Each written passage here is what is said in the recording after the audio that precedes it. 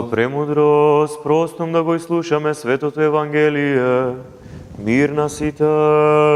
И духови Твоему. Ке се чита од Свето Евангелие според Лука. Слава Тебе, Господи, слава Тебе. Да внимаваме. Во на време се случи Исус да оди во градот Наин и со него одеа мнозина негови ученици и многу народ. А кога се приближи до градската порта, ете изнесуваа мртовец еден син на мајка си, а таа беше вдовица. И многу народ од градот одеше со неа. Штом ја виде Господ, се сожали на неа па и рече: не плачи.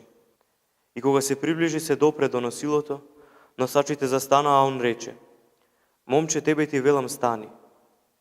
Мртовецот стана и седна и почна да зборува, и го предаде на мајка му. И страв ги опфати сите и го славеа Бога и велеа: голем пророк се јави меѓу нас, и Бог го посети својот народ. Слава Тебе, Господи, слава Тебе.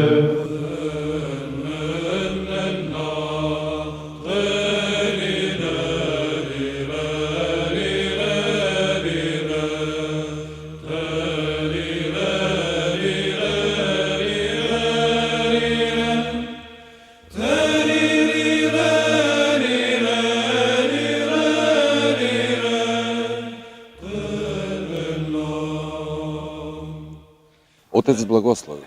Господ. Што представува смртта? Смртта представува едно разделување на душата и телото, престанување на биолошко постоење. Односно, делба од оној што ни е најблиско во животот. Она за кое што најмногу сме се навикнати, на кое што најмногу сме се навикнали. Па сепак останува прашањето дали смртта е природно или пак е неприродно нешто за човекот. Бидејќи, ако кажеме за раѓањето дека е природно нешто, сите луѓе се радуваат кога ќе се роди човек. Меѓутоа, при смрт, сите се нажалени, сите тагуваат. Што значи, смртта е неприродно за човекот, непосакувано нешто. А сепак го има. Сите цивилизации до сега што биле, сите системи, сета козметика, сета медицина, токму против тоа се бори, против старењето и против смртта. Хедонистите токму и заради тоа ја направија таа култура на угодување, на мало свртување на внимание од она што ќе дојде неминовно. Оттаму и дрогата и алкохолот се некоја замена за она што неизбежно ќе дојде, бидејќи во животот се потсетува на смрт. А од друга страна пак, од каде чувството во човекот за совршенство?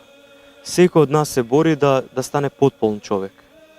Во некоја дејност или во нешто да се восоврши. Од каде желбата никогаш да не престанеме да постоиме.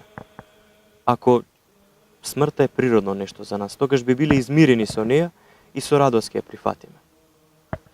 Но и најстарите цивилизации и пирамидите сведочат за тоа дека човекот не се измирил никогаш со смртта, туку дека бара вечен живот. Па затоа и ќе кажеме од православно откровенска точка дека Бог човекот никогаш за смрт не го создаде, туку го создаде за вечен живот. Меѓутоа првиот човек сгреши и преку гревот влезе смртта во човекот.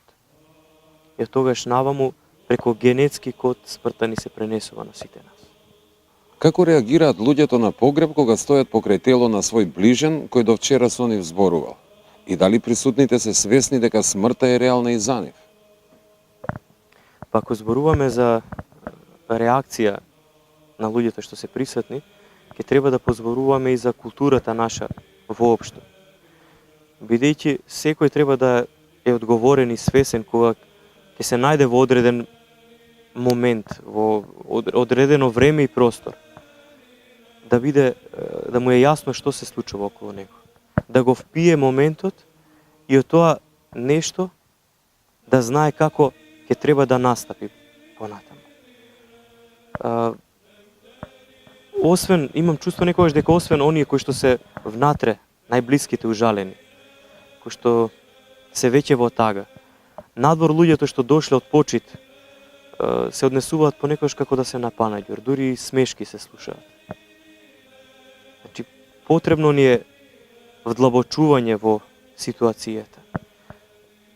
Јас само ќе наметнам неколку размислувања кои што човек би можел да си ги себе наметне кога ќе се следниот пат најде на погреб.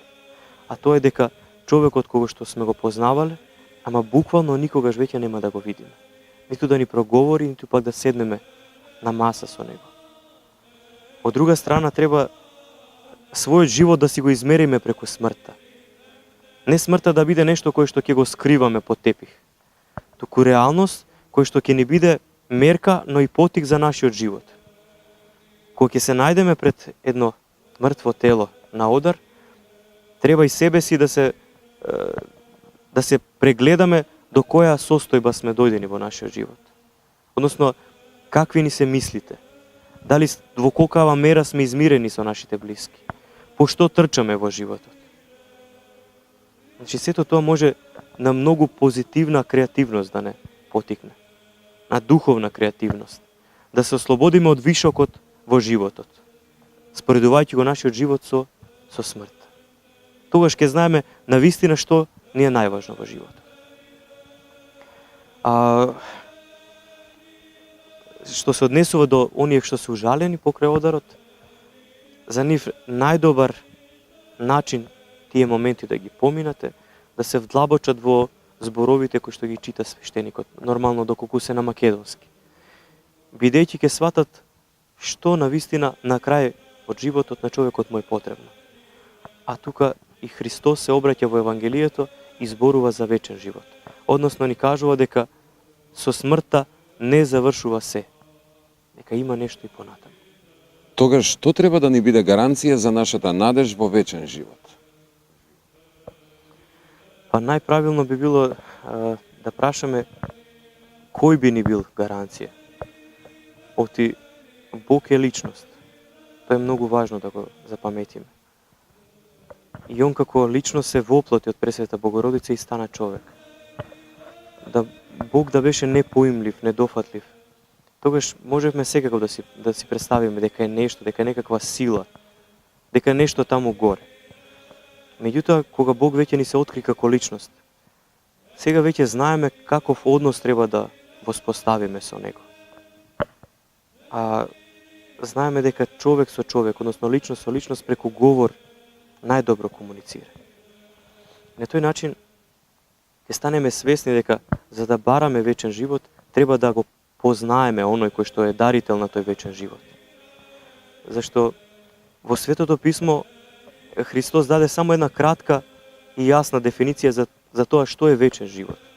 Тој рече, а вечен живот е тоа, да те познаат тебе единиот вистински Бог и испратениот од тебе Исуса Христа.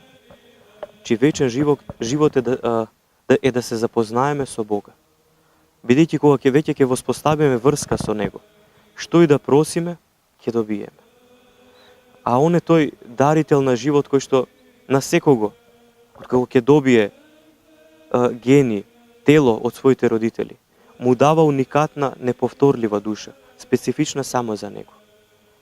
И он може само да ја осмисли, да ја даде, и он може само да ја земе таа душа. А за тоа дека Христос е вистинскиот дарител на живот и дарител на воскресението, што е уште поважно. Гледаме, односно слушнавме во Евангелието, дека кога ја спозна болката на мајката кон својот починат син, он го крена од леглото, односно го оживе. Примери за оживување имаме и кај пророк Илија во Стариот Завет. Меѓутоа пророк Илија побара помош од Бога, Бог тоа да го направи. Додека Христос не побара помош од никого. Самиот го направи, односно покажа дека е силен самиот да даде живот.